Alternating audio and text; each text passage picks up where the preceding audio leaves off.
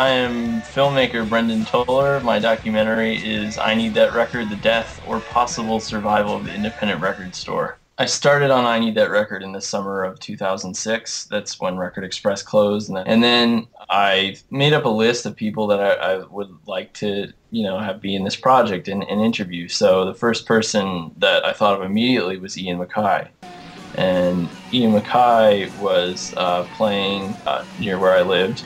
So I went up to him, my voice was shaking, I was shaking, I was nervous, he looked nervous for me, and I asked him if he would be in the documentary, and he said, yeah, we'll work something out, and really just kind of got the ball rolling from there. There may well be people who work in the record industry who like music, and they might even care about music, but I can assure you, the people that own the labels do not, all they care about is money. Quite honestly, I think to have him as my first interview was kind of got other people kind of interested because he's such a, a figure in independent music.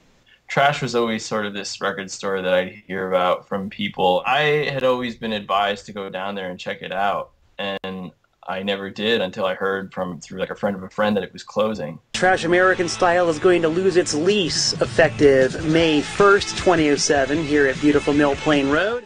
And I was like, oh man. And I had heard how legendary this store was, people would travel, hours upon hours to get there. They had bands playing in the stores. There was, stuff all along the walls, up to the ceiling, and not one inch of bare white space. What makes you want to come back here?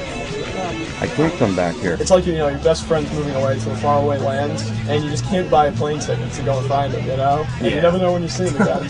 That's actually, one of the opening sequences of the movie is them actually packing up and, sort of customers lamenting about, this big corporate print shop taking over there. And I mean, it's really what's happening in a lot of communities in small town America today, and it's sad.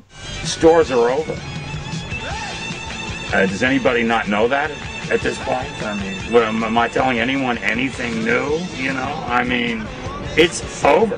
The first people I definitely wanted to contact was iTunes, and in my research for that, everybody was sort of starting to tell me that iTunes is two guys in one room with a humongous server.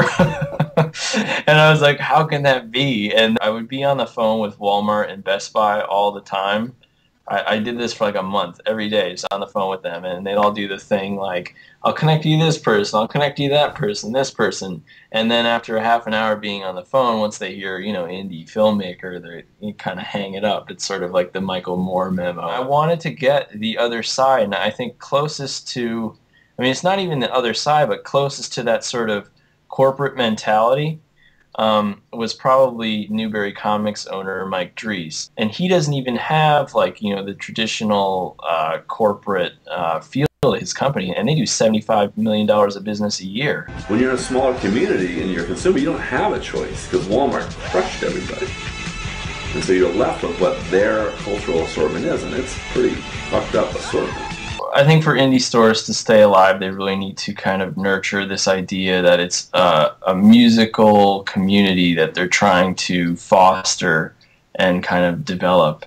And what I mean by that is getting people in the location, have in-stores, have local bands play, have contests, have movie screening nights, have listening parties. People still want to go out and have things to do. Even in this, quote-unquote recession, people are still out at bars and they're still out doing things. So I think that record stores are starting to see that, the internet's not the enemy. It can really kind of bring people together. And think about all the people that are involved in organizing local sports. If people took that approach to arts, it would change right around. I turned 50 this year, and I still my dream is still to have a record store. The documentary film that I was just talking about. You can go to my website, ineedthatrecord.com, and you can go to the screenings page, and that has a listing of all the film festivals it's going to be at this summer. And there's some in the Northeast. We're having our LA premiere at Don't Knock the Rock in Los Angeles. I think that's even an outdoor screening, and that's presented by Amoeba, so it's pretty cool.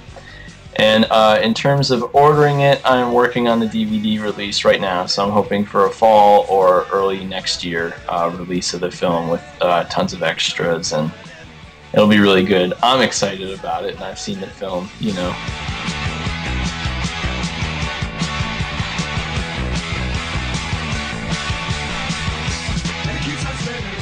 Do you know an artist that we should know about?